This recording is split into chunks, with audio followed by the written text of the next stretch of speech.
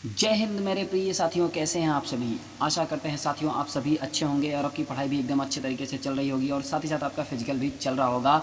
और साथियों ठंड से आप लोग बचिएगा, अपने स्वास्थ्य पे विशेष तौर से ध्यान दीजिएगा क्योंकि ठंड भी अब ज़्यादा है। थोड़ा सा अपने स्वास्थ्य पे ध्यान देते हुए अपना कार्य करते रहिए, लेकिन आप कंटिन्यू करते रहिए, बंद मत करिएगा क्योंकि साथियों अब आपका पेपर भी बहुत ही नज़दीक है। फिजिकल होने के बाद बस पेपर ही होगा, तो इसलिए आप लोग तैयारी करते रहिए और अपना हेल्थ पे ध्यान रखते हुए। साथियों आज का जो टॉपिक है वो झारखंड पुलिस कांस्टेबल 2024 में जो हिंदी का पेपर नंबर 2 पूछा जाता है, जिसमें साथियों 50 प्रश्न पूछे जाते हैं और एक प्रश्न 3 नंबर का बनता है, तो 150 नंबर का हिंदी पूछी जाती है हिंदी पेपर 2 में। और साथियों इसके पहले आप लोगों के लिए 69 प्रैक्टिस सेट ऑलरेडी प्रोवाइड करवाई जा चुकी है, तो आप लोग जाके वीडियो देख सकते हैं और अपनी तैयारी का अंदाजा भी बेहतरीन ढंग से लगा सकते हैं। तो चलिए प्रैक्टिस सेट नंबर 70 को स्टार्ट करते हैं। पहला प्रश्न है साथियों, इच्छावाचक वाक्य का उदाहरण है। भौकाल मचा दीजिए आप लोग, बिल्कुल भौकाल मचा दीजिए। 15 से 20 मिनट का समय देना है, उसके बाद भौकाल ही मच जाएगा। जो लोग वीडियो को बराबर देखेंगे वो तो आगे रहेंगे ही रहेंगे, और जो हमारे प्रिय साथी किसी कारणवश वीडियो को नहीं देख पाते हैं तो वो थोड़ा सा पीछे हो पाएंगे। कारण है ना, क्योंकि वो 15-20 मिनट उनसे ज़्यादा देख गए हैं, तो जो ज़्यादा समय दे जाएंगे वो तो आगे रहेंगे ही, जाहिर सी बात है। तो इसलिए साथियों थोड़ा सा 15-20 मिनट अपना अनमोल टाइम दे के पढ़ाई करिए और देखिए। तो इच्छावाचक वाक्य का उदाहरण है, मोहन कल आएगा, आपकी यात्रा मंगलमय हो। कल कौन आया था, वह घर पहुंच गया होगा। बताइए साथियों क्या होगा इस प्रश्न का सही जवाब। तो इच्छा वाक्य का जो उदाहरण होगा साथियों वो होगा आपकी यात्रा मंगलमय हो। ठीक है, इच्छा अनुसार अपने बोलता है आदमी की आपकी यात्रा मंगलमय हो। ठीक है, तो इच्छावाचक वाक्य हो जाएगा आपकी यात्रा मंगलमय हो। यह इच्छावाचक वाक्य का उदाहरण है। ऐसे वाक्य जिनमें हमें वक्ता की कोई इच्छा, कामना, आकांक्षा, आशीर्वाद आदि का बोध हो, वहां पर इच्छावाचक वाक्य होता है साथियों। ठीक है, अगला प्रश्न है, निम्नलिखित में से मिश्र वाक्य कौन सा है। रण में सेनापति को वीरता दिखाने के कारण राष्ट्रपति ने उसे वीर चक्र प्रदान किया। उसे लूटने के अतिरिक्त पीटा भी गया। उसने मान लिया कि दोष उसका है। मेरा मित्र आया और हम दोनों सैर करने चल पड़े। अब साथियों आपको मिश्र वाक्य का उदाहरण बताना है। इसके पहली वाली आप लोग वीडियो देखे होंगे 69 वाली प्रैक्टिस सेट, तो साथियों आप इस प्रश्न का जवाब आसानी से दे पाएंगे क्योंकि हमने बताया हुआ था कि वाचक शब्द से आप कैसे पहचान पाएंगे कि मिश्र वाक्य है या संयुक्त वाक्य है या फिर साधारण वाक्य है। तो साथियों आपका जो राइट आंसर बनेगा वो है, उसने मान लिया कि दोष उसका है। ठीक है, कि जो प्रसर्ग है वाचक शब्द का हो, प्रसर्ग कह दो, तो ये इससे पता चल पाया कि मिश्र वाक्य है साथियों। ठीक है, और आया तो यह क्या है, संयुक्त वाक्य का उदाहरण हो जाएगा साथियों। देखिए, जिस वाक्य में एक साधारण वाक्य के अतिरिक्त उसके अधीन कोई दूसरा अंग वाक्य हो उसे हम मिश्र वाक्य कहते हैं। उसने मान लिया कि दोष उसका है, मिश्र वाक्य है। उक्त वाक्य में उसने मान लिया एक साधारण वाक्य है और दोष उसका है, उपवाक्य है साथियों। ठीक है, तो ये परिभाषा के हिसाब से भी आप पहचान पाएंगे। गिरधर शब्द में कौन सा समास है। द्विगु समास है, द्वंद्व समास है, तत्पुरुष समास है या फिर बहुब्रीहि समास है। तो कौन सा समास है साथियों, तो बहुब्रीहि समास है। ठीक है, कौन सा समास है, बहुब्रीहि समास है। तो चलिए हम आपको बताते हैं साथियों, थोड़ा सा समास विग्रह करके।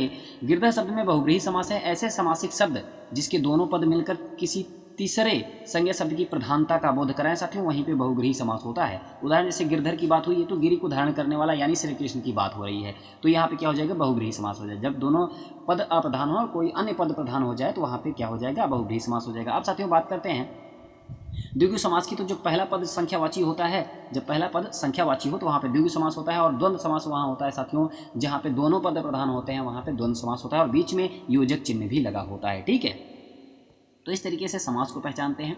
यशोदा में प्रयुक्त संधि का नाम है, स्वर है, व्यंजन है, विसर्ग है या फिर इनमें से कोई नहीं। तो कौन सा संधि है साथियों यशोदा में। अगर हम यशोदा का संधि विच्छेद कर पाएंगे तो पता कर पाएंगे कि कौन सा संधि है इसमें। ठीक है, तो साथियों विसर्ग संधि है। ठीक है, यशोदा में कौन सी संधि है, विसर्ग संधि है। अब साथियों अगर यशोदा का हम संधि विच्छेद करते हैं तो यशः धन दा होगा, इसमें विसर्ग संधि है। यदि विसर्ग के पहले अ हो और उसके बाद वर्ग के प्रथम तथा द्वितीय वर्ण को छोड़कर अन्य कोई वर्ण अथवा य र ल व ह हो तो अ और विसर्ग मिलकर ओ हो जाता है साथियों। याद रखिएगा, ये रूल याद रखिएगा क्योंकि इन्हीं रूल के सहायता से आप संधि विच्छेद कर पाएंगे और संधि विच्छेद का आप संधि कर पाएंगे। ठीक है, और साथियों संधि जो आपकी प्रकार होती है वो 3 प्रकार की होती है, स्वर संधि, व्यंजन संधि और विसर्ग संधि, जिसमें से स्वर संधि के जो टाइप होते हैं साथियों वो 5 प्रकार के होते हैं। ठीक है, मैं स्वयं वहीं से आया हूं, इस वाक्य में अधोरेखित शब्द का सर्वनाम का प्रकार लिखिए।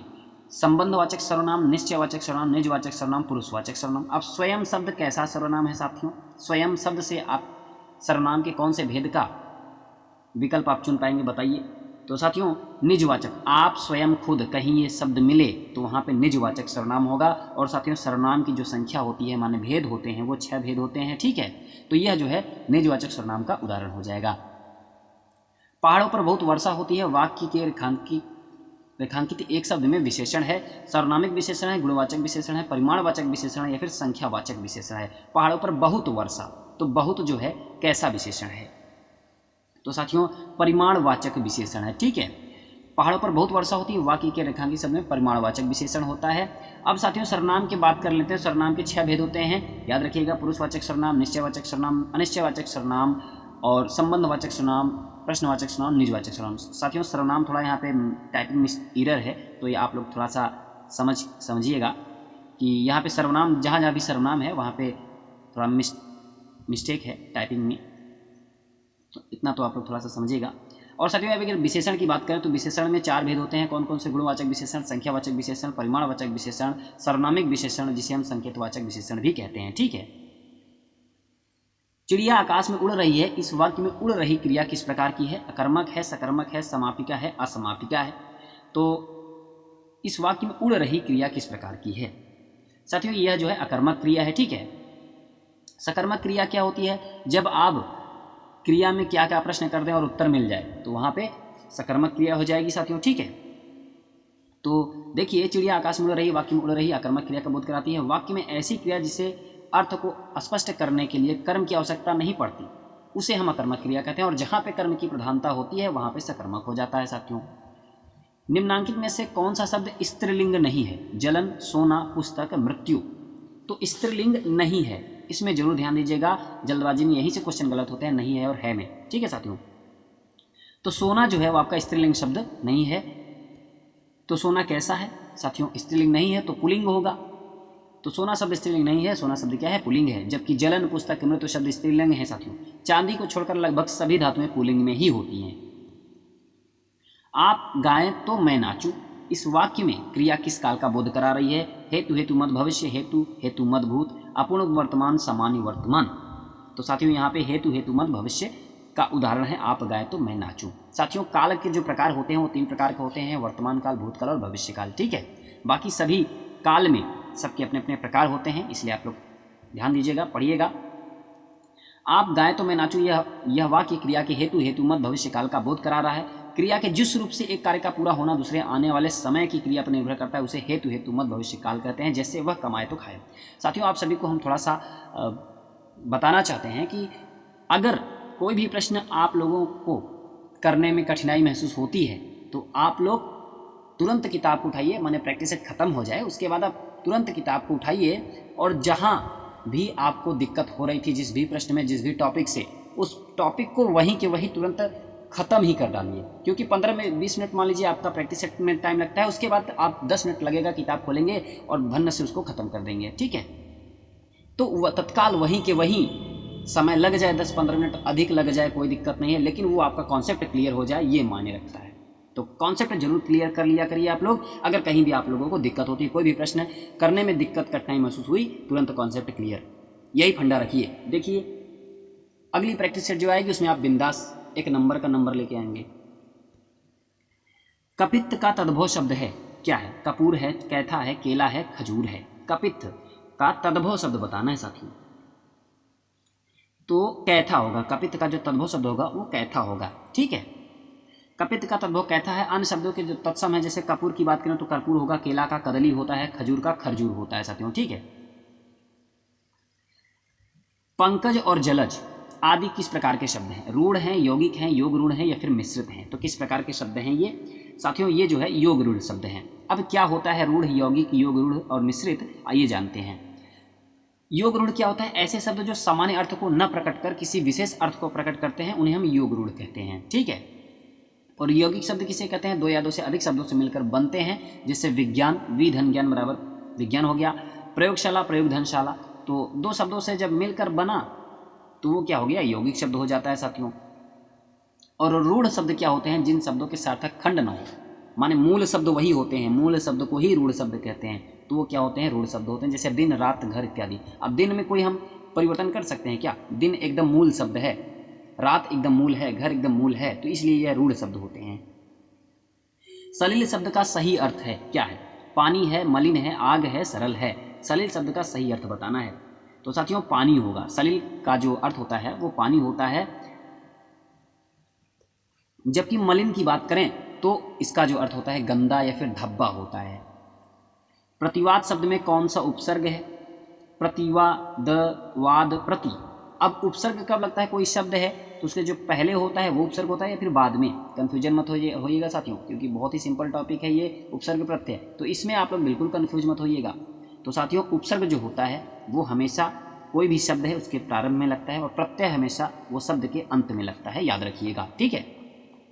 तो यहाँ पे प्रति क्या होगा? प्रतिवाद में, वाद में प्रति जुड़ा हुआ उपसर्ग है तब जाके बना है प्रतिवाद, ठीक है। तो प्रति उपसर्ग हो जाएगा।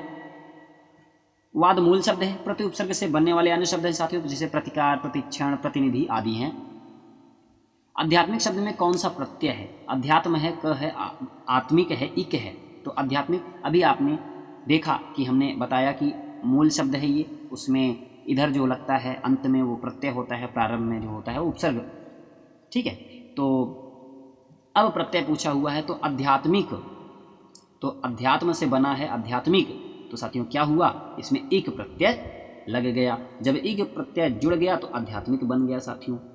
तो यहाँ पे क्या होगा? एक प्रत्यय हो जाएगा। अब देखिए शब्दांश जो किसी शब्द के अंत में लगकर उस शब्द के अर्थ में परिवर्तन कर देते हैं अर्थात नए अर्थ का बोध कराते हैं, वही प्रत्यय कहलाते हैं। जैसे हम बात करते हैं सामाजिक की तो समाज धनिक हो जाएगा, सुगंधित की बात करें तो सुगंध धनित हो जाएगा, सुगंधित। इनमें से वसुधा का पर्यायवाची शब्द है विपुला, सरवरी, धेनुका, पयस्विनी। क्या है वसुधा का पर्यायवाची शब्द? साथियों वसुधा का जो पर्यायवाची शब्द होगा वो है विपुला, ठीक है। सरवरी की बात करें साथियों तो ये रात, विभावरी, ये रात के पर्यायवाची हैं। पयस्विनी की बात करें तो ये गाय का पर्यायवाची है। और धेनुका में गाय का पर्यायवाची मत समझिएगा साथियों, ठीक है, क्योंकि एक जो है राक्षस से संबंधित है और किसी राक्षस का नाम वगैरह से है, थोड़ा सा मुझे क्लियर नहीं है, तो गाय का मत समझिएगा, गाय का बिल्कुल नहीं है, ठीक है। वसुधा का पर्यायवाची शब्द विपुला है साथियों। वसुधा के अन्य पर्यायवाची शब्द भू, इला, भूमि, धरती, धरित्री, वरुणा, धरणी, वसुंधरा है, ठीक है। पयस्विनी गाय का पर्याय है और सरवरी रात का पर्याय है साथियों। सही अर्थ वाले श्रुति सम भिन्नार्थक युगल का चयन करना है। शीत और शीत क्या अर्थ है? ठंडक, तुषार, शीत, शीत, श्वेत, स्त्री का अपहरण, शीत, शीत, ठंडा, तेज किया गया, इनमें से कोई नहीं। तो क्या होगा साथियों आपका सही जवाब? तो एक शीत का मतलब होता है ठंडा, जो इसमें वर्तमान में शीत ऋतु वाला मौसम चल रहा है, और एक जब छोटी की मात्रा लग जाए तो वो शीत का मतलब होता है तेज किया गया साथियों, ठीक है। तो सी जो है आपका बिल्कुल राइट आंसर हो जाएगा। जो दंड पाने योग्य हो वाक्यांश के लिए सही शब्द कौन सा है? भयानक, अकिंचन, दंडनीय, जीवट। जो दंड पाने योग्य हो उसे हम कहते हैं साथियों दंडनीय, ठीक है। दंडनीय आपका बिल्कुल राइट होगा। जो दंड पाने योग्य हो वो दंडनीय होता है, जिसके पास कुछ ना हो उसे अकिंचन बोलते हैं। किसी कार्य के लिए दी जाने वाली सहायता को हम अनुदान बोलते हैं साथियों। वाक्यांश के लिए एक शब्द है। किसी कथा के अंतर्गत आने वाली दसरी माने दूसरी कथा, यहाँ पे दूसरी कर दे, दूसरी कथा अंतः कथा होती है। उज्ज्वल का सही संधि विच्छेद बताना है साथियों। संधि जो होती है वो 3 प्रकार की होती है, स्वर, व्यंजन और विसर्ग। स्वर में 5 टाइप होते हैं, ठीक है साथियों, लेकिन ये उस 5 टाइप में नहीं है, बल्कि संधि के 3 टाइप में किसी एक टाइप है। स्वर संधि को छोड़ के विसर्ग या व्यंजन। अब इतना हिंट दिया, बाकी आप करिए। उज्ज्वल का सही संधि विच्छेद है उत धन ज्वल, उज धन ज्वल, उज धन वल, उजुधन ज्वल। क्या होगा साथियों आपका सही जवाब? तो उत धन ज्वल, तो क्या हो जाएगा? उज्ज्वल हो जाएगा, ठीक है। अब देखिए अगर जो भी हमारे साथी को नियम पता होगा वो कर पाएंगे, व्यंजन संधि का रूल पता होगा तो कर पाएंगे। देखिए क्या होता है, इसमें व्यंजन संधि है। इनके नियमानुसार यदि त या द के बाद कभी भी ज या झ हो तो त का द के स्थान पर ज हो जाता है। त या द के स्थान पर क्या हो जाएगा? ज हो जाएगा, माने आधा ज हलंत लगा हुआ है। जैसे सत धन जन बराबर सज्जन हो जाएगा, विपद झन जाल बराबर विपद जाल, ठीक है, याद रखिएगा। ये सब रूल बहुत ही इंपॉर्टेंट हैं। दिए गए वाक्य का पक्ष ज्ञात कीजिए। कई प्रैक्टिस सेट में आपको पक्ष के बारे में, पक्ष का क्वेश्चन मैं लेके आता हूँ, आपको कन्फ्यूजन होता होगा कि पक्ष क्या है, ये कहाँ से क्वेश्चन बन जाता है। तो साथियों आज हम आपको वो क्लियर कर देंगे, पक्ष क्या होता है, कैसे कौन से टाइप होते हैं, सारी चीज़, ठीक है। उदाहरण से कैसे पता कर पाएंगे, एग्जाम्पल से कि हाँ ये इसमें ये पक्ष है। तो रेल जा रही है, सातत्य बोधक है, आवृत्ति सूचक है, नित्य पक्ष है, पूर्ण पक्ष है। तो साथियों आपका जो राइट आंसर बनेगा वो है सातत्य बोधक, ठीक है, रेल जा रही सातत्य बोधक है का उदाहरण है। अब देखिए, क्रिया के जिस रूप से क्रिया प्रक्रिया का बोध होता है उसी क्रिया के पक्ष कहते हैं, माने उसी को हम क्या कहते हैं, क्रिया का पक्ष कहते हैं साथियों, ठीक है। आरंभ पक्ष और नित्यता, इसके दो भेद होते हैं, और दिए गए वाक्य रेल जा रही है में सातत्य बोधक पक्ष होगा। अब सातत्य बोधक पक्ष का थोड़ा सा परिभाषा जान लीजिए। इसमें उस समय का बोध होता है जब कार्य निरंतर चल रहा हो। तो रेल जा रही है तो माने इससे ये बोध हो रहा है कि निरंतर काम चल रहा है, गाड़ी चल रही है, तो यहाँ पे क्या होगा, सातत्य बोधक पक्ष हो जाएगा साथियों। और नित्य पक्ष क्या होता है, जब आपको क्रिया के नित्य यानी सदा बने रहने का बोध हो। जैसे मैं खाना खाता हूँ तो रोज खाना है मुझे ना, खाना तो रोज खाना है, तो क्या होगा, इसमें नित्य पक्ष हो जाएगा। तो इसलिए ऐसे ही आप उदाहरण से समझ पाएंगे। अब देखिए साथियों, नित्य पक्ष क्या होता है, इस पक्ष में क्रिया के नित्य अर्थात सदा बने रहने का बोध हो, वहाँ पर नित्यता बोधक कराता है, नित्य पक्ष में है। परिभाषा ये है, उदाहरण आपके ये हैं, उदाहरण भी है, आप लोग उदाहरण के माध्यम से भी दे सकते हैं। तो ये टेबल में आपको साथियों मिलेगा। आप लोग साथियों पीडीएफ जो है, पीडीएफ वो टेलीग्राम चैनल पे मिल जाएगा, लिंक मैं डिस्क्रिप्शन में डाल दूंगा, वहाँ से आप टेलीग्राम चैनल को ज्वाइन करेगा। उसके बाद पीडीएफ को डाउनलोड करके आप इसके बारे में, पक्ष के बारे में बेहतरीन जानकारी ले पाएंगे, ठीक है साथियों। और कोई भी डाउट या कोई भी संदेह होगा आप लोग कमेंट करिएगा, हम अगली वीडियो में वो संदेह को दूर कर पाएंगे साथियों, ठीक है। बस आप लोगों के कमेंट से, तो जैसा भी होगा आप लोग बताइएगा। बाकी पीडीएफ आप सभी को टेलीग्राम चैनल पे मिल जाएगा साथियों। तो जो भी हमारे साथी अभी तक बने रहे हैं इस वीडियो में, तो वो तो जान गए ना कि पक्ष के बारे में, पक्ष क्या होता है, कैसे होगा, कहाँ मिलेगा, सारी जानकारी वो जान पाएंगे। अब जो हमारे साथी आधे रास्ते पे छोड़ के भाग गए, वो कहाँ से जान पाएंगे, यही दिक्कत होती है। मान लो लास्ट तक 20 प्रश्न में या 25 प्रश्न में कोई एक प्रश्न इंपॉर्टेंट आ गया, शायद वो आप लोगों के लिए नया हो, आप लोग इतना पढ़ते हो, कोई प्रश्न आप लोगों के लिए नया हो, तो वो तो आप नहीं सीख पाएंगे ना। इसलिए कहते हैं कि आप लोग वीडियो को अंत तक देखा करिए। हो सकता है आप लोगों के लिए कोई प्रश्न नया बन जाए या नया प्रश्न मिल जाए, और नहीं मिलेगा तो आपका रिवीजन तो हो जाएगा। तो चलिए, हास्य रस का अस्थायी भाव क्या होता है साथियों, निर्वेद, रति, शोक, हास क्या होगा साथियों, अस्थायी भाव। आज हम सारे रस के अस्थायी भाव बताएंगे आप सभी को, तो रिवीजन तो होगा ही होगा, 100% क्लियर है। कहीं पे अगर आपका दिक्कत होता था तो वो भी आज एकदम बराबर हो जाएगा। फिर अब चलेगा हफ्ता 15 दिन, उसके बाद फिर कहीं आपको रस वाला टॉपिक मिल जाएगा, फिर आपका क्लियर हो जाएगा, तो आप भूलेंगे ही नहीं। तो क्या हो जाएगा साथियों इस प्रश्न का सही जवाब, तो हास रस का जो अस्थायी भाव होगा वो हास होता है, ठीक है। तो चलिए बाकी रस के बारे में बात करते हैं। रस है, अस्थायी भाव है। श्रृंगार रस की बात करें तो इसका जो अस्थायी भाव साथियों रति है, हास रस का हास होता है, रौद्र रस का क्रोध होता है, करुण रस का अस्थायी भाव शोक होता है साथियों, वीर रस का उत्साह होता है, और अद्भुत रस का आश्चर्य होता है, विभत्स रस का जुगुप्सा या घृणा होता है। भयानक रस की बात करें साथियों भय होता है, और शांत रस का जो अस्थायी भाव होता है वो क्या होता है, निर्वेद होता है साथियों, ठीक है। निम्नांकित पंक्तियों में प्रयुक्त अलंकार बताइए। रूनित भृंग घंटावली झरित दान मधुनीर, मंद मंद आवत चलियो कुंजरु कुंज समीर। अब साथियों आपको बताना है कौन सा अलंकार होगा। उत्प्रेक्षा है, रूपक है, यमक है, श्लेष है। आप लोग बिल्कुल परेशान मत होइए, जो भी हम अलंकार लेके आते हैं उस अलंकार का आपको हम अर्थ भी बताएंगे, जिससे आप लोग इन प्रश्नों का उत्तर दे पाएंगे। मान लीजिए अभी आप इस प्रश्न का उत्तर गलत कर देते हैं, तो अब इस वीडियो के बाद, इस प्रश्न के बाद अब आपको सही जवाब दे पाएंगे, ठीक है। कभी आपको रूनित भृंग घंटावली झरित दान मधुनीर ये आपको मिला तो आप तुरंत बता पाएंगे कौन सा अलंकार है। तो साथियों कौन सा अलंकार होगा यहाँ पे बताइए, सही जवाब दीजिए, थोड़ा सा दिमाग लगाइए आप लोग। तो साथियों यमक अलंकार होगा, ठीक है। अब कैसे होगा थोड़ा सा देखिए, यहाँ जहाँ एक ही शब्द एक से अधिक बार प्रयुक्त हो एवं अर्थ भी प्रत्येक बार भिन्न हो, वहाँ पे यमक अलंकार होता है। परिभाषा आशा करते हैं आप सभी को याद होगा, नहीं याद होगा तो आप लोग का रिवीजन हो गया और याद कर लीजिएगा। अब देखिए उत्प्रेक्षा अलंकार पहचानने का तरीका क्या होता है। जो बोधक शब्द होते हैं उनके माध्यम से हम पहचान पाएंगे। मनु मानो मनहु, जनु जानो जनहु, मनहु ज्यों त्यों अगर मिल जाए तो वहाँ पे उत्प्रेक्षा अलंकार होगा, और अक्षर आपको पंक्तियों में मिल जाएगा, चाहे शुरू में मिले, चाहे बीच में मिले, चाहे लास्ट में मिले, आपको मिल जाएगा। मनु मानो मनहु जनहु, ये सारे जो बोधक शब्द हैं वो मिल जाएंगे। अब जहाँ एक शब्द एक ही बार प्रयुक्त होने पर दो अर्थ निकले, वहाँ पे श्लेष अलंकार होता है। ये दिन नहीं, ठीक है। जहाँ एक शब्द एक ही बार प्रयुक्त होने पर दो अर्थ हों, वहाँ पे श्लेष अलंकार होगा। जहाँ गुण की अत्यंत सामान्य के कारण उपमेय में ही उपमान का अभेद आरोप कर दिया गया हो, वहाँ पे रूपक अलंकार होता है साथियों, ठीक है।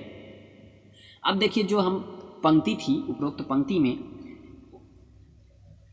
उसका अर्थ देख लीजिए। बिहारी ने ऋतु वर्णन में बसंत का वर्णन किस प्रकार, मंद मस्त हाथी गुजरते हुए, झूमते हुए, गले में बजती हुई घंटी, उसकी गर्दन के पास से छड़ता हुआ हाथी पुष्प, उसके समान मीठा नीर, उसकी मस्तानी चाल से धीरे धीरे गमन कर रही है, आगे की ओर अग्रसर है। उसी प्रकार उक्त ऋतु की मंद मस्त पवन की हाथी के अनुरूप धीरे धीरे अपने मंद मस्त प्रकृति से प्राप्त सुकृत हवा से सबको सरोबार करते हुए हाथी के समान धीरे धीरे चल रही है। ठीक है साथियों, जब आप लोग परिभाषा याद रहेगा उसके बाद आपको अर्थ भी मिल गया तो अब आसानी से आपका कन्फ्यूजन दूर हो जाएगा, आप प्रश्न को कर पाएंगे। कच्ची गोली खेलना, इस लोकोक्ति का अर्थ क्या होता है? कभी कभी आप लोग सुने भी होंगे, बात करते हो कि मैं कच्ची गोली थोड़ी ना खेलता हूँ, दूसरे लोगों के मुँह से, या फिर आप लोग किसी को पता होगा। तमाशा करना, असंभव कार्य करना, अनुभवहीन होना, गोली न सुखाना। तो कच्ची गोली खेलना माने क्या होता है? अनुभवहीन होना। ठीक है, क्या होता है? कच्ची गोली खेलना अनुभवहीन होना होता है। कच्ची गोली खेलना का सही अर्थ जो होता है अनुभवहीन होना, अन्य विकल्प असंगत है। मूर्धन्य अल्पप्राण अघोष वर्ण का उदाहरण कौन सा है? कौन सा है बताना है साथियों आपको। च है, ट है, व है, द है। तो क्या होगा आपका सही जवाब? तो ट जो है आपका बिल्कुल सही जवाब होगा। अब आपको इस प्रश्न का उत्तर देने के लिए मूर्धन्य पता होना चाहिए, अल्पप्राण पता होना चाहिए, अघोष वर्ण पता होना चाहिए, तब जाके आप इस प्रश्न का उत्तर दे पाएंगे। तो चलिए, जो हमारे साथी को नहीं पता है उनको पता हो जाएगा, और जिन साथियों को पता है उनका रिवीजन हो जाएगा। तो चलिए देखते हैं। जिन वर्णों के उच्चारण में जिह्वा का अग्रभाग कठोर तालु के अग्रभाग से टकराता है उसे हम मूर्धन्य वर्ण कहते हैं, जैसे ट, ठ, ड, ढ, अण, अड़ और ख आदि। ठीक है। अल्प प्राण की बात करें तो प्रत्येक वर्ग का पहला, तीसरा और पांचवा वर्ण अल्प प्राण व्यंजन है, जैसे क, अंगा, ट, ड, या आदि, य, र, ल, व अल्प प्राण है साथियों। देखिए अघोष वर्ण क्या होता है? क वर्ग हो गया, प, फ वर्गों के पहले हम दूसरे वर्ण था, श, ख, स अघोष वर्ण होते हैं, ये देख लीजिएगा। उसके बाद वर्णों का उच्चारण स्थान देखिए, कंठ में ये सारे वर्ण आते हैं, तालु में छोटी बड़ी च, च, च वर्ग यश आता है, मूर्धा में री, ट वर्ग रस, दंत में ली, त वर्ग लस, ओष्ठ में उ, प वर्ग, नासिका में इया मंगाड़न आता है, कंठ तालु में ए आता है, कंठोष्ठ में ओ आओ का, दंतोष्ठ में व आता है। ठीक है, तो ये याद रखिएगा। पहला ही चैप्टर है साथियों, इसलिए आप लोग जरूर याद रखिएगा, प्रश्न बन जाते हैं अक्सर यहाँ से। तो निम्नलिखित प्रश्न में 4 विकल्पों में से उस विकल्प का चयन करें जो दिए गए वाक्य के अनुसार सर्वनाम के भेद का ही विकल्प है। स्वाद में कुछ कमी है। अब कुछ शब्द से आपको पता चल जाना चाहिए साथियों कि कौन सा सर्वनाम का भेद है। अब आपको पता ही होगा सर्वनाम के 6 भेद होते हैं, संबंधवाचक सर्वनाम, पुरुषवाचक सर्वनाम, प्रश्नवाचक सर्वनाम और अनिश्चयवाचक सर्वनाम। तो कुछ कोई कहीं आपको मिले तो अनिश्चयवाचक सर्वनाम का उदाहरण हो जाएगा साथियों। ठीक है, तो कुछ और कोई अनिश्चयवाचक सर्वनाम का उदाहरण है, और सर्वनाम के जो भेद होते हैं वो 6 होते हैं साथियों। ठीक है,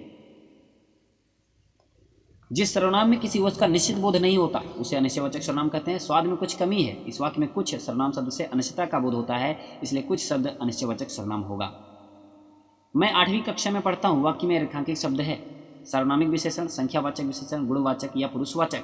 तो 8वीं जो रेखांकित शब्द है साथियों, इससे जाहिर सी बात दिख रहा है कि संख्यावाचक विशेषण होगा, संख्या का बात हो रहा है। ठीक है, तो मैं 8वीं कक्षा में पढ़ता हूँ, वाक्य में रेखांकित शब्द संख्यावाचक विशेषण है। जिन शब्दों से संज्ञा या सर्वनाम की संख्या लक्षित होती हो उसे हम संख्यावाचक विशेषण कहते हैं, और विशेषण की संख्या 4 होती है, याद रखिएगा साथियों। जैसे विशेषण के 4 भेद हो गए। उसके बाद संख्यावाचक विशेषण की मैं बात कर रहा हूँ, 4 आदमी, 10 दिन, कुछ लोग, थोड़ी चाय इत्यादि। ठीक है, तो ये संख्यावाचक विशेषण के। तो साथियों आप सभी को आशा करते हैं वीडियो पसंद आई होगी। वीडियो कैसी लगी ये आप लोग जरूर बताइएगा। वीडियो पसंद आई हो तो एक लाइक करिएगा, आपके एक लाइक से ही हम पता कर पाएंगे कि आपको वीडियो पसंद आई है साथियों। तो वीडियो को पसंद आई हो तो लाइक जरूर करिएगा, और आप चैनल पे अगर पहली बार आए हो तो चैनल को सब्सक्राइब जरूर करिएगा साथियों, और अपने दोस्तों तक शेयर जरूर करिएगा। और PDF आप सभी को टेलीग्राम चैनल पे मिल जाएगा, लिंक मैं डिस्क्रिप्शन में डाल दूंगा, वहाँ से आप लोग टेलीग्राम चैनल को ज्वाइन करिएगा और PDF को डाउनलोड करके अपनी पढ़ाई को और भी मजबूत बना सकते हैं। तो साथियों तब तक मिलते हैं अगली वीडियो के साथ, तब तक के लिए जय हिंद, नमस्कार। पढ़ते रहिए, मस्त रहिए, बेफिक्र होकर पढ़ाई करिए, कोई टेंशन नहीं है।